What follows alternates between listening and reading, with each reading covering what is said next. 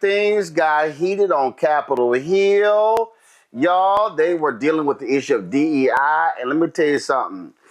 Ooh, two of the black women on this panel were not having any of it. First up, here is Congresswoman Jasmine Crockett of Texas, bringing the funk. So many of you know that I practice law, but some of you don't realize that I actually was a business major out of Rhodes College in Memphis, Tennessee.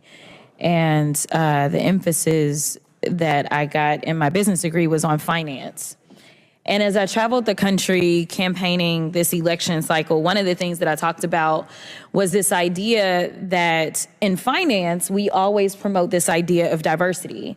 If you know anything about a portfolio, the one thing that you want to do is make sure that it's as diverse as possible, because at times certain stocks will perform better than others, and they will exemplify various strengths and weaknesses. And together, a diverse portfolio is usually what any good finance person would promote. They wouldn't promote that you solely invest in vanilla wafers, believing that that is going to be the strongest portfolio, but instead they may want to add some chocolate cake and some Twinkies into the mix to make sure that we have the best portfolio, because there will be different preferences by different people. And again, there will be different strengths. But as I sit here and I think about what we say and what I'm hearing as it relates to diversity when it comes to anything outside of making money. And to be clear, we are losing GDP every time we try to push back on this idea of diversity, because all of us bring something different to the table.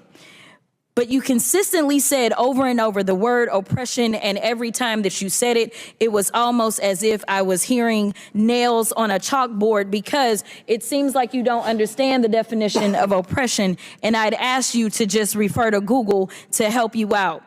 Oppression is the prolonged, cruel, or unjust treatment or control. That is the definition of oppression. And so as I sit here as a black woman who practiced civil rights, let me tell you, the reason that my colleagues wanted to make sure you understood the same black history that your side of the aisle wants to delete out of classrooms is because you can then misuse words like oppression. There has been no oppression for the white man in this country. You tell me which white men were dragged out of their homes. You tell me which one of them got dragged all the way across an ocean and told that you are going to go and work. We are going to steal your wives. We are going to rape your wives. That didn't happen. That is oppression. We didn't ask to be here. We're not the same migrants that y'all constantly come up against. We didn't run away from home. We were stolen. So yeah, we are going to sit here and be offended when you want to sit here and act like, and don't let it escape you that it is white men on this side of the aisle telling us, people of color on this side of the aisle, that y'all are the ones being oppressed, that y'all are the ones that are being harmed. That's not the definition of oppression. You tell me the prolonged, cruel, or unjust treatment that you've had, and we can have a conversation. You could start with Exodus. The final thing that I will say on this particular issue, two things. There is an article from The Guardian, and it is a little old. It's from 2021, so I apologize. But it said that back then, just 3 years ago, white men represent 30% of the population, but 62% of office holders. These are the issues that we are constantly looking at and recognizing and trying to say, is this just? I can't even tell you how many white men have served in this chamber, but I can tell you that I am only the 55th black woman to be elected to Congress. And so when you want to talk about history and pretend as if it was so long ago, it wasn't. Because again, I am just number 55. Finally, when we start to talk about what do these numbers do, as we're trying to say that diversity, equity, and inclusion is the problem, the reality is that when it comes to financial performance, companies with more diverse workforces are more likely to outperform their competitors. Companies in the top quartile for racial diversity are 35% more likely to outperform their peers on profitability. Companies with diverse executive teams are 25% more likely to generate greater profits. Diverse companies earn 2.5 times higher cash flow per employee. Diversity works. And until you can show me data that says otherwise. I think that we need to go back to being a country that listens to experts and gets out of our feelings and recognizes, again, that racism is real in this country, and until we stop pretending that it's not, we will not solve the problems that we are consistently facing, and that will bring real unity that we seek when we're looking for a more perfect union. Ooh. Congresswoman Summer Lee, she said, I want some of that. I'm not in favor of the Dismantle Diversity, Equity, Inclusion Act, or what it maybe would more aptly be called, the dismantling any semblance of support or opportunity for certain American acts. We know who those Americans are. Americans who have not enjoyed centuries of unfair advantages by keeping others enslaved or segregated or disenfranchised or incarcerated or redlined or gerrymandered or excluded by law. Americans who've lived with disabilities or had their relationships criminalized or their gender expression demonized. If we're being honest here, this bill, which will wipe out every diversity, equity, and inclusion program in our federal agencies, plus those who contract with us, plus those who receive grant money, plus our schools, is nothing new. This is just the final piece of a decades-long obsession with targeting and dismantling anything that might give marginalized people a fair shot, including DEI programs, which honestly started the second the Civil Rights Act passed. Policies like affirmative action and diversity, equity, inclusion are the closest things we've had to the mythical bootstraps that some of my colleagues insist historically and currently harmed communities need to pick themselves up by. After centuries of efforts to keep us out of schools and universities, from jobs and elected office, Republicans targeting these policies are no accident. Why do predominantly conservative white men believe that the success of a black person or the opportunity or access of a black person is an existential threat to them? DEI is not given any unfair advantage that society itself does not already confer on certain Americans. It merely exists to ensure that all other people, that women, minoritized folks, queer folks, disabled folks, have the same opportunities to succeed and thrive in our workforce and our schools as people who have not had those opportunities systematically and legally stripped from them do. Is our country not greater when all of us have opportunities to succeed and contribute and survive?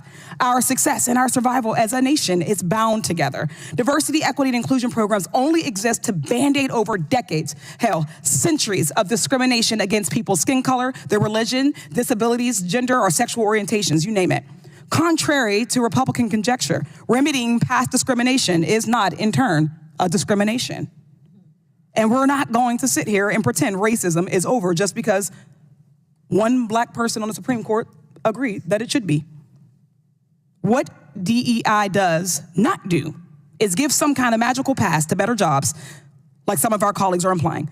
That middle word, equity, does not mean more than or better than. It means treating people fairly and impartially. It means working to fix generational and systemic discrimination to the betterment of all of us and all of our institutions. But instead, Republicans are trying to bastardize the term DEI to be a slur. When Justice Ketanji Brown Jackson was up for confirmation and when Vice President Harris was added to the ticket, they called them DEI hires. They want you to believe that a Harvard graduate with over 20 years of experience, who happens to be a black woman, is not qualified, but a Fox News personality is qualified to run the Department of Defense, and the WWE executive is qualified to run the Department of Education. Let's be real. There is an attempt to create a direct correlation between our race, being a black person, and our qualifications. So much as to say that there is no way to be a black woman. There is no resume that a black person could have that would qualify them unless that black person is a Republican, and there is a quota there. And while all of this has happened at the top level of our government, I can promise you these same things are happening on every single level of government and private sector. But those people don't have a national platform to speak out against discriminatory treatment. Where is a federal worker supposed to turn when another coworker says a racist comment to them in the break room? Where is the same-sex couple who is denied housing supposed to, because of their relationship, supposed to turn? Where is a pregnant woman who was fired for being pregnant supposed to go? Often the only place that they have to give them recourse are the diversity, equity, and inclusion programs. These folks just want to do their jobs, serving the American people in an environment that feels safe and supports them. Making work a better, safer environment for some does not mean it automatically is worse for others. And those complaining about DEI training are probably the ones who need it the most. My Republican colleagues have got to stop punching down on already marginalized communities and face their own fears of a level playing field privately. It's shameful. I yield back. See, that's what I'm talking about, Daniel. Why you gotta have Black representation in the room. Let me tell you something, man. I wish them sisters had a campaign donation button up when they were speaking. We have to stand up when we see people not just speaking truth to power, but, you know, we cannot continue to allow the types of things that are happening to continue without being vocal. And I think one thing about this group, this platform I'm sharing with you all and with our other speakers is we're seeing this happening in real time. And there was a time in my generation, I'm 45. There was a time in my generation that a lot of us were like, we don't see how they could have did this in 1968, or they wouldn't have hit me like this when I was crossing the Edmund-Pettus. This is our 1968. This is our time to not just sit in the corner idly by. We have too many brilliant minds coming out of Howard and Clark, Atlanta, Morehouse, Spelman, Florida A&M. We can no longer stand idly by while they are doing these under the threat that they're just going to happen. So I actually am not only proud of what those sisters said, I'm not only proud of how they stood there, but I hope they inspired people around them to do the same. Because as you heard the second sister, Ms. Summer Lee, when she mentioned about the qualifications, we're acting as if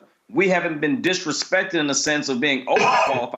Heck, Michelle Obama was the most decorated, educated, degree-having first lady in the history of our country, yet and still there were questions about her qualifications as a first lady. So when we see these things happening to Vice President Harris or to our sister that sits on the Supreme Court, Justice Brown, we have to step up and stop allowing them to dumb it down and accept it as if it's normal. Gavin. Yeah, look, Roland, I mean, the past few weeks have been really hard for a lot of Democrats, including myself. But, you know, hearing these clips, I feel a lot of hope about the future of our party because of young leaders like Congresswoman Lee and Congresswoman Crockett. And if I could speak just about Jasmine Crockett for a minute, no one says it quite like she does. I think she's one of the most effective communicators and messengers that we have in the entire Democratic Party. I'm really excited that a lot of people got to know her and got to see her and hear her during this campaign cycle at the DNC, where I was on the speechwriting team, as you know, Roland, and on this very show. I remember, Roland, on the first day of early voting in Texas, you did an interview with her. And so platforms like these, so important, right, for making sure the American people, including those in our community, know about those leaders who are in these spaces and in these rooms, speaking up about the issues that matter most to our community. I think it's also important to underscore that, you know, Congresswoman Lee, Crockett, and, you know, all those who are in our Congressional Black Caucus, they're not just speaking up about these issues. They're speaking up about the issues that matter most to the American people, whether it's the cost of food, the cost of housing, healthcare access, reproductive freedom. They're on the front lines for so many of these issues that directly impact our communities. And of course, DEI and the attacks that we're seeing are included in that. But our leaders are on the front lines, making sure that our country moves forward on so many issues. And I think with these clips, we're reminded of just how fortunate our community is, and in fact, the American people are, to have representatives, true representatives like Jasmine Crockett and Summer Lee, who are standing up for our community and for the people and against these attacks that MAGA Republicans, again, it's their side that's bringing these attacks, that are talking about DEI and all of this. They're the ones who are bringing these attacks, and there are going to be a lot of them over the next 4 years. But I'm so grateful and I'm excited that we have representatives like Summer Lee and Jasmine Crockett. And I know Jasmine Crockett ran for DPCC chair earlier this week. That's the Democratic Policy and Communications Committee. She didn't win, but I'm really excited to see how she and Congresswoman Lee continue to lead and to rise within this party. You know, Scott, there are a lot of people, obviously, who are frustrated, they're sad, they are angry, they are, people talking about giving up, all sorts of stuff like that. And I've had people tell me, I mean, I don't understand how you just moved on. I said, well, first of all, I didn't just move on. I said, I said, I know what happened. I said, but what I also realize is there is a tomorrow. And you're looking at two individuals. Republicans right now control the House.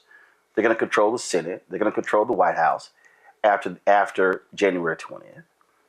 And I just got to remind people that there were days when Oscar DePriest, when Ralph Metcalf, when John Conyers, That's right. when you had black folks who were in Congress, and they had Adam Clayton Powell, and they were dealing with just straight up hardcore violent racist. And they went to work every day. Right. They went to work every day in the face of Jim Crow segregation. And I think what this generation has to understand is it's now your time. Mm-hmm. And you can either give up, be despondent, be sad, go into a state of depression, or you can fight. And for me, I'm not going to do that bullshit Joe and Mika did. Just go to Mar-a-Lago and let's do a reset. Hell no. My studio is 2 blocks from the White House. My studio is 2 blocks from the White House. I have absolutely no intention on going to the White House for the next 4 years after January 20th. I'm not going to normalize this administration. I'm not going to sit here and play footsie with this administration. But I need folk to understand that, damn it, there is still a fight to be had because there is still a tomorrow that we must focus on. And that's what these two sisters are doing.